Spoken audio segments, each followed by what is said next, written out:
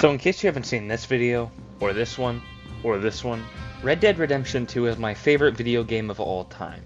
I love it so much, in fact, that I had to calculate how much I've spent on the Red Dead franchise for my latest video. In case you're wondering, it's summed up to a grand total of shame. Closely behind Red Dead Redemption 2 for my favorite game of all time is The Last of Us. I bought the same game 3 times. So when I opened Instagram one day and saw this picture,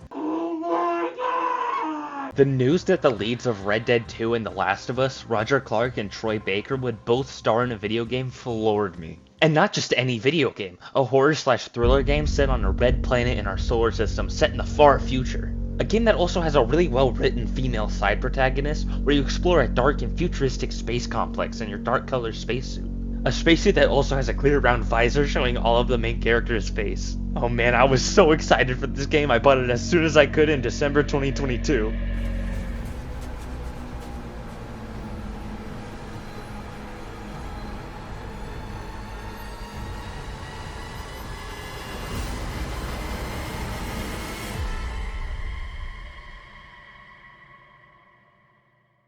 Where the fuck's Roger Clark? Yeah, I got Fort Solis mixed up with the Callisto Protocol. Two very different games with very similar presentation. I mean, like, can you blame me though? Like I said, Red Planet, Dark Space Complex, horror/thriller, male and female duo protagonists with one of them being really famous. I'd have to do an entire Google search to differentiate these games before their release. But now that I've played the actual game I've been so excited about, the question remains, did it live up to the hype? And also, since I've played both, how does Fort Solis compare to the Callisto Protocol? In this video I'm going to answer both of these questions by fully reviewing Fort Solis, breaking it down to each aspect of the game, and at the end of each segment I'm going to give my general thoughts on how I think Callisto Protocol does on these aspects. I'm going to start off with one of the most noticeable aspects in games, but not the most important one. Graphically, both of these games are on about the same playing field. I'd say that Callisto Protocol pulls ahead because its playable version is graphically superior. The reason I say playable version is because Fort Solis' quality option is probably on par with Callisto, but it has horrible frame drops. I truly do not really care about frame rates. I usually play games at around 30 FPS, prioritizing graphical fidelity. I can tell a difference, but only once I change from 30 to 60 FPS, but I still think 30 runs smooth and looks great. I have my issues with the Gotham Knights video game, but before the game released, when it was announced the game would be locked at 30 FPS on consoles, I really couldn't care less. So when I say the frame rate of Fort Solis can go to absolute shit, believe me. I can't imagine how shitty it would feel for someone who plays 200 FPS on PC to play this game with the quality option over performance. And even then, it got choppy at points with performance on, so the only solid way to play this game is to make it look worse than Callisto. This game is pretty buggy too. I've said it a few times, but I'm not one to get annoyed by bugs. It has a few issues, like this head being completely visible through this frosted window, and this button prompt from a few minutes ago staying on screen until I toggled over to performance mode. It's been about 8 months since I last played Callisto Protocol, and I might have had a few bugs, but nothing memorable. And I don't know if this is a glitch or a bug or something that could be patched out, but this axe isn't touching the ground, and it's really pissing me off because it's in a great cutscene with fantastic acting. So when it comes to graphics and bugs, Callisto does pull ahead. But speaking of, the cutscenes, acting, and writing are all sublime in Fort Solis. I was really bored of this game at first, and was really only playing because I knew I wanted to review it, and Roger Clark is so charming. He could explain how drywall is made down to the molecule and it would still be captivating. The writing of the story is great, and I'll get into it later, but the actual dialogue and script is really well written. I thought it was fun how Jack and Jessica, the two protagonists, start the game off by talking about a zombie TV show they've been watching. Starting the game in the middle of that conversation is a good way to make us wonder if they're talking about the real world or not. Especially since this is a horror thriller title. And with how nonchalantly they're talking about zombies and someone dying, it makes you ask if they're talking about a show or if this is just what life is like. And if they're just so jaded and accustomed to it that they don't really care anymore. The script, delivery, and performances given by this star-studded cast wrap up into telling an amazing story. The best word I can use to describe this game's video and audio logs, as well as the cutscenes, is captivating. Hearing Wyatt Taylor, Troy Baker's character, complain in video logs about the dangers of their occupations is so interesting. And I feel like in the hands of any ordinary voice actor, they'd be appallingly boring. Skip forward if you want to avoid slight spoilers, but look at how tense this scene is.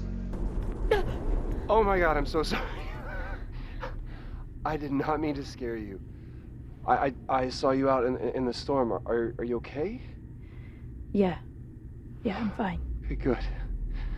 Good, because there is some really weird shit going on here, right? Yeah. I'm sorry, who are you? Jessica Appleton. And you? I'm Nick. I run the drills around here, or I did.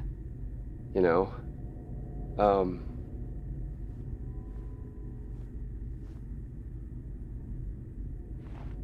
Where's your team? Oh, I mean, they're off-site. We can't drill in these storms. Who are you here with? No one. I'm responding to an alarm. Oh, right. Yeah, the alarm. The dialogue written into it isn't particularly special, but the acting carries the tension to the moon. The Callisto Protocol's writing, in my opinion, is nothing special. Honestly, the main character just kind of reacts realistically and appropriately to what's happening to him. The writing always makes sense, but there was no point where I said, oh, that's creative, that's a super clever way to write that scene. The performances are never poor in Callisto. Jacob's performance is good, but Karen Fukuhara from The Boys and Sam Witwer really steal the show. These are two incredible actors, and it's weird seeing Kimiko talk. So when you have two titans of acting in both games, it really comes down to context for me. Roger and Troy's character motivations make complete sense in the context of the story and have direct purpose. And this is the same with Karen Fukuhara's character Danny in Callisto, but not with Sam Witwer's. Things just kinda happen to Jacob, I guess because he's got shit luck, and it all happens through Sam Witwer's character, Captain Ferris. His character really is doing all this just because. So because of that factor, I'd have to give the writing and performances to Fort Solis. Really quick, I just want to talk about the general vibe and overall look of these games. I'm a Star Wars guy, not Trek, so I'd have to give this point to Callisto. Star Trek is a utopia and is very clean and ideal, the same way the actual fort is in Fort Solis. Star Wars I find to be much more interesting, however, as it's a dystopia, and it's shown in the world and technology. Just like how it is in Callisto Protocol, you're not in some sleek and ideal-looking base, you're in a corrupt, half-broken, and malfunctioning prison, filled with criminals and biological monstrosities, which I find to be much more interesting. Alright, so next up is story, but I'm going to keep these both short and spoiler-free, so don't worry about that. Fort Solis is a nice, compact 5-hour story and is much more human. Yes, it's set on Mars, but it's way more intimate and focused on its characters. Solis' story is absolutely the main focus of the game, and you can piece it together from just doing main objectives. Finding and watching video and audio logs, however, gives you a much better understanding of what's going on. One example of this is because I found a lot of, but not all of the collectibles, I had a good understanding of character motivation and what caused the situation the protagonists are in. But I did not get a resolution to a possible problem of the story. Think of Until Dawn. The main character's dilemma is either caused by something supernatural, a convict, or a murderer, or a mix of the three. Imagine if you played all the way through Until Dawn and you did get a resolution of the supernatural and the murderer, but the convict only showed up at the beginning and never came up again. That's what Fort Solis is like. The collectibles I found fully explain the main plot of the game, but I never got a side plot explained, which was really disappointing. I can definitely say though that I prefer a great story with a very strange delivery than an average story with solid delivery, which unfortunately the Callisto Protocol falls into the latter. But now we're to the most prevalent part of Fort Solis, the part that's the most controversial, and the reason why Solis' story is the main attraction, which is the gameplay. There is no gameplay. Yeah, you know how games like Until Dawn are mainly just walking and quick time events, but they do let you decide what characters do, and you can also pick up collectibles which give you premonitions, and deciding whether or not to pick up an item can drastically change your options. And there are so many different endings and they all depend on what choices you made. Okay, so Fort Solis is that, but you can only pick up mandatory and inconsequential things. There's only one walking speed, only a few QTEs, you don't have any choice in what characters do, you only ever get info on what has happened and not what could, and there really is pretty much no player choice in this game. Hey, at least Fort Solis does have multiple endings though. The bare minimum amount to be considered multiple, but still. Yep, Fort Solis has a grand total of 2 endings, and the 2 endings are decided on whether or not you perform a QTE well enough. So when you find out that there are 2 endings, the last place you're gonna check to see where the path splits is a fucking QTE. I did have a little mini rant earlier about the gameplay, but let me tell you what it's actually like to play this game. Okay, so when it comes to Fort Solis, imagine walking to the store. I'm sorry if that's too complicated of an analogy, but I think that about covers it. But that's not fair of me though. Watch this riveting scene.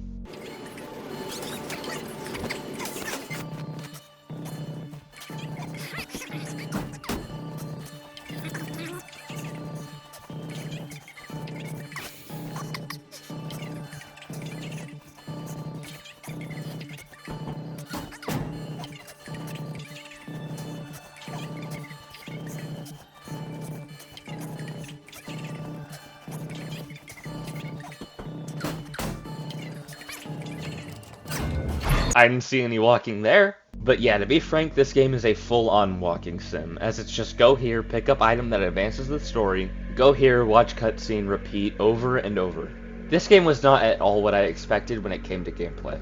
And while I was disappointed at first, I overall think it's fine. If this game was any longer, it would incredibly piss me off, but given how good the story is, the shortness of the game, and the fact that I only had to pay $30 for it, I'm content with the gameplay. When you make a short walking sim, do what Fort Solis does and commit to what you're actually making. But the Callisto Protocol actually has gameplay, so point Callisto.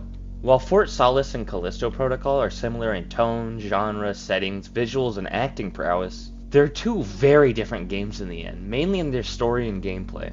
They're both solid titles, with one stumbling in the beginning, and the other not being able to stick the landing in the end. If you're deciding which one you want to play first, go with Callisto if you want a more lengthy game with better gameplay. But if you're on a budget and want a more intimate story-based game, Fort Solis is definitely the way to go. Personally, story is first and foremost the most important thing in video games to me.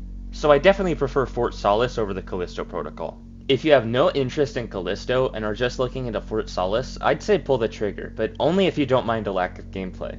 It's got a solid story with fantastic performances, and for $30 it's a steal. I'd probably pay $40 for this at max, but if you don't think you'll be as into this game as I am, I'd say wait till it's on sale for about $20 to $25. I really appreciate when AA games like Solis or Nick All-Stars go for a discounted price at launch. It sort of seems like the developers understand they're not selling a giant game that's going to change your life, but rather giving the player a fun experience they can replay and get hours of fun out of.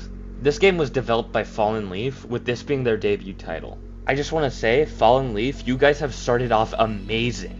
I do have some problems, but for your first time, wow, this game is great. I can't believe they were able to get 2 stars in voice acting for their first game. I cannot wait to see what Fallen Leaf does with their next title. Thank you guys for watching. If you like this video, I'd really appreciate it if you'd leave a like and maybe check out my other videos. I'd really appreciate it. Like I said, I've been really excited for this game for a long time, and I knew I wanted to review it. And I thought comparing it to Callisto Protocol, since the games are so similar in vibe, would be a fun way to do it. Comment down below what you thought of Fort Solis or what you thought of my video. I'd really be interested in hearing what you guys have to say, and I try and respond to as many comments as I can. And with that, I hope to see you guys in the next video.